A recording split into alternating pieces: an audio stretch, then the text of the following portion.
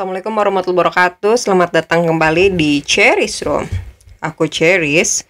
Kita lanjut baca lagi buku The Psychology of Money, pelajaran abadi mengenai kekayaan, ketamakan, dan kebahagiaan dari Morgan Housel. International bestseller, telah diterjemahkan ke dalam 26 bahasa. Lanjut di bab penghujung, di bab 20, tapi jangan sedih dulu karena nanti masih ada satu bab lagi, satu video lagi yang bakalan aku upload di sini, yaitu bab tambahan. Oke, sekarang balik lagi ke bab 20 ya, pengakuan. Psikologi uang saya sendiri.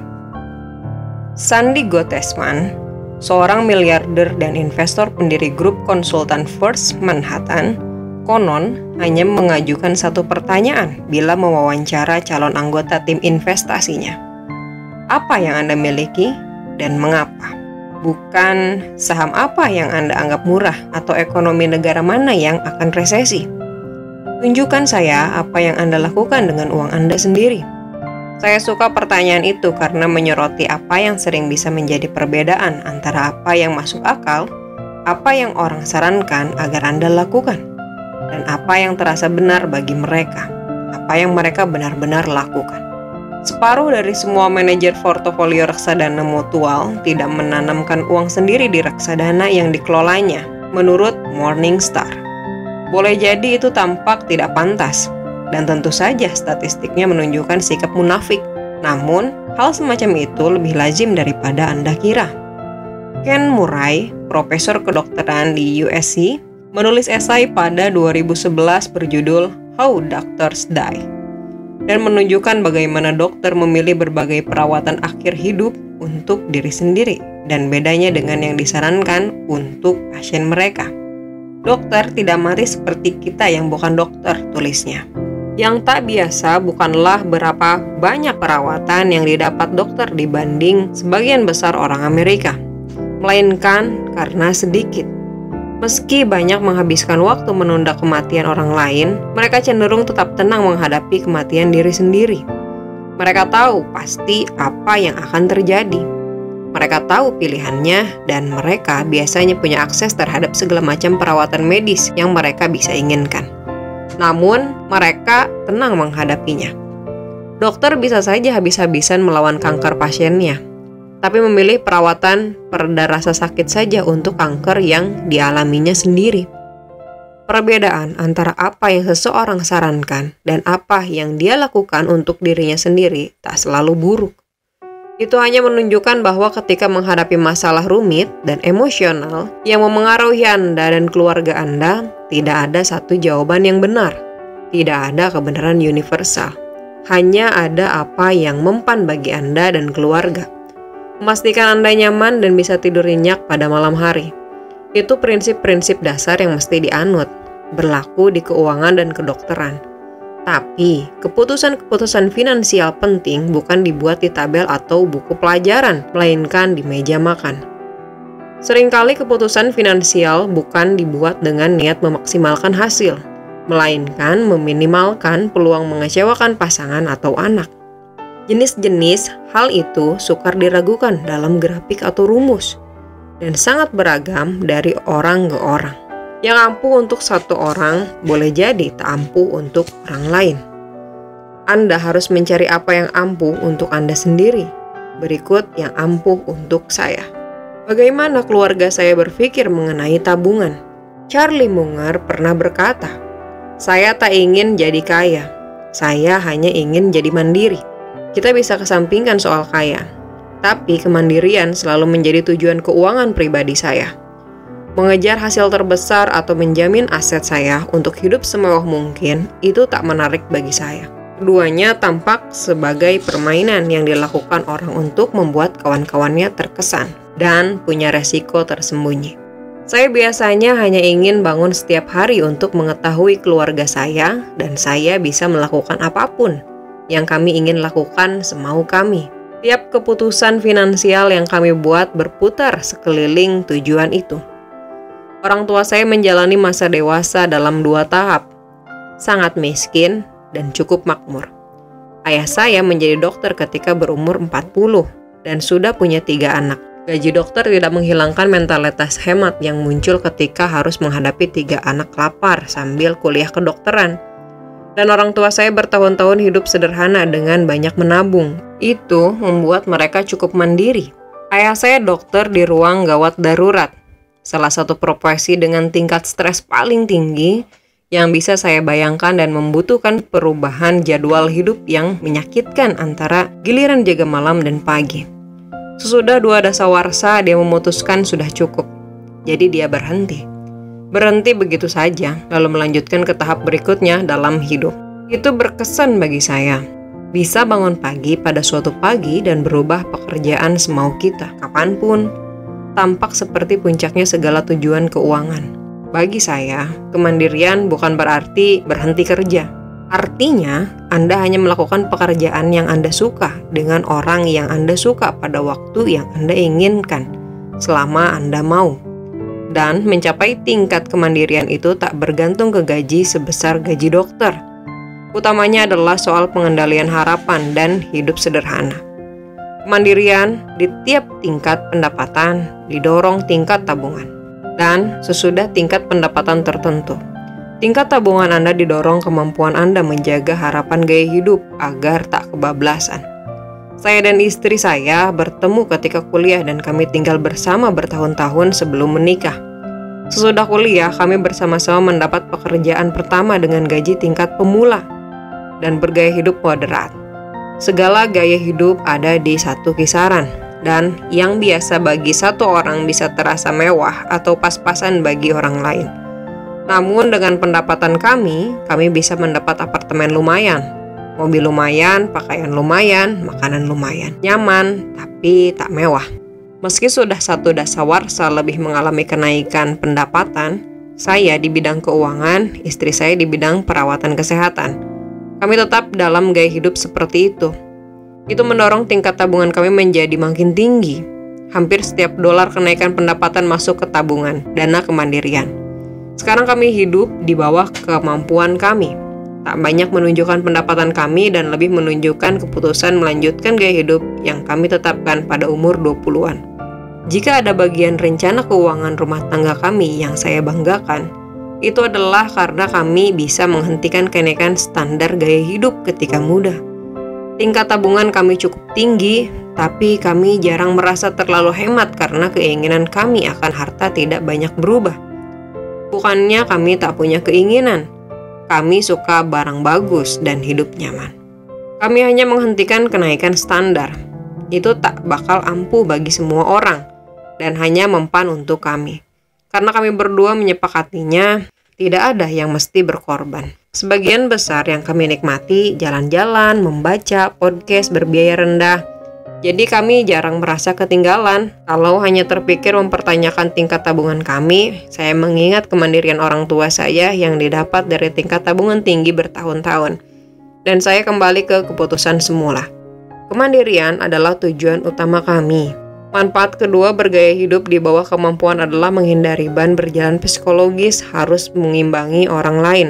Hidup nyaman di bawah kemampuan belanja tanpa hasrat untuk lebih banyak harta, menghilangkan banyak tekanan sosial yang dialami banyak orang di dunia pertama dan modern. Nassim Taleb menjelaskan, keberhasilan sejati adalah keluar dari balap tikus untuk mengatur kegiatan sendiri demi kedamaian jiwa. Saya suka itu. Kami sangat berkomitmen ke kemandirian sampai-sampai kami melakukan hal-hal yang tak masuk akal di atas kertas. Kami memiliki rumah tanpa KPR. Keputusan finansial terburuk yang pernah kami buat, tapi juga keputusan uang terbaik yang pernah kami buat. Suku bunga KPR sangat rendah ketika kami membeli rumah. Penasehat rasional bakal menyarankan memanfaatkan kredit murah dan menanamkan tabungan ekstra di aset dengan hasil lebih tinggi seperti saham. Namun tujuan kami bukan menjadi rasional tanpa perasaan, sekadar masuk akal secara psikologis. Rasa kemandirian yang saya dapat karena langsung memiliki rumah jauh melebihi keuntungan finansial yang saya tahu akan saya dapatkan kalau menjaminkan aset dengan KPR murah. Menghilangkan cicilan bulanan terasa lebih enak daripada memaksimalkan nilai jangka panjang aset kami. Itu membuat saya merasa mandiri. Saya tak mencoba membela keputusan itu kepada mereka yang menunjukkan kekurangannya. atau orang-orang yang tak mau menirunya. Di atas kertas, keputusan itu tak bisa dibela. Namun keputusan itu ampuh bagi kami. Kami menyukainya. Itulah yang penting. Keputusan bagus tak selalu rasional. Di satu titik Anda harus memilih antara menjadi bahagia atau benar. Kami juga memegang aset berupa kas dengan presentasi lebih tinggi daripada yang bakal disarankan sebagian besar penasihat keuangan. Sekitar 20% aset di luar nilai rumah. Itu juga hampir tak bisa dibela di atas kertas. Dan saya tak menyarankan kepada orang lain. Itu sekadar ampuh bagi kami. Kami melakukannya karena uang kas adalah oksigen bagi kemandirian. Dan lebih penting, kami tak pernah ingin terpaksa menjual saham milik kami. Kami ingin peluang menghadapi pengeluaran besar dan harus melunasinya dengan melikuiditasi saham itu sekecil mungkin. Barangkali kami punya toleransi resiko lebih kecil daripada orang lain. Namun, segala yang saya sudah pelajari mengenai keuangan pribadi memberitahu saya bahwa semua orang, tanpa kecuali, akhirnya akan menghadapi pengeluaran besar tak terduga. Dan mereka tak merencanakan pengeluaran itu justru karena tak mengharapkannya. Segelintir orang yang tahu rincian keuangan kami bertanya, "Kalian menabung untuk apa? Rumah? Kapal pesiar? Mobil baru?" Tidak, bukan itu semua. Saya menabung untuk menghadapi dunia yang lebih sering memberi kejutan daripada yang kita harap. Tak terpaksa menjual saham untuk membayar suatu pengeluaran juga berarti kami menaikkan peluang saham yang kami miliki menumpuk nilai untuk periode paling panjang. Charlie Munger menjelaskannya dengan baik. Aturan pertama menumpukan adalah jangan pernah mengganggunya kalau tak perlu. Bagaimana keluarga saya berpikir mengenai investasi? Saya mengawali karir sebagai pemilih saham. Waktu itu kami hanya memiliki saham individual. Sebagian besarnya saham perusahaan besar seperti Berkshire Hathaway dan Procter & Gamble. Dicampur saham-saham kecil yang saya anggap investasi nilai mendalam. Pada umur 20-an, saya biasanya memegang sampai 25 saham individual. Saya tak tahu bagaimana saham saya sebagai pemilih saham. Apa saya mengalahkan pasar? Tidak tahu. Seperti sebagian besar orang yang mencoba, saya tidak mencatat skor dengan baik. Apapun yang terjadi. Saya berubah pikiran dan sekarang semua saham yang kami miliki ada dalam reksadana indeks berbiaya rendah. Saya tidak menentang memilih saham secara aktif, entah dilakukan sendiri atau dengan mempercayakan uang ke manajer reksadana aktif. Saya pikir beberapa orang bisa mengalahkan rata-rata pasar itu, tapi itu sangat sukar dan lebih sukar daripada yang dipikirkan kebanyakan orang. Jika saya harus merangkum pandangan saya mengenai investasi, rangkumannya begini. Tiap investor sebaiknya memiliki strategi yang berpeluang paling besar berhasil mencapai tujuannya. Dan saya pikir bagi kebanyakan investor, menanggung biaya dolar rata-rata di reksadana indeks berbiaya rendah akan memberi peluang tertinggi keberhasilan jangka panjang. Bukan berarti investasi indeks akan selalu bekerja. Bukan berarti cocok untuk semua orang. Dan bukan berarti memilih saham pasti gagal. Secara umum, industri keuangan terlalu terpecah menjadi beberapa kubu. Dan mereka yang menentang investasi aktif bisa ngotot. Mengalahkan pasar seharusnya susah. Peluang keberhasilan masih rendah. Jika tidak, semua orang bisa melakukannya. Dan jika semua orang bisa melakukannya, tak bakal ada kesempatan. Jadi, tak ada yang seharusnya kaget jika mayoritas orang mencoba mengalahkan pasar gagal melakukannya.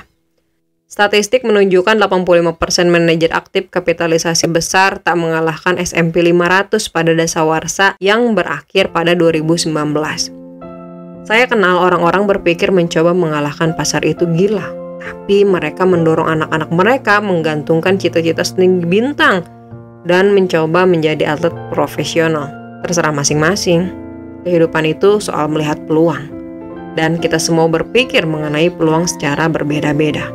Selama bertahun-tahun, saya jadi memandang bahwa kita akan berpeluang besar mencapai semua tujuan finansial keluarga kami jika kami terus-menerus menginvestasikan uang di indeks berbiaya rendah selama puluhan tahun tanpa henti.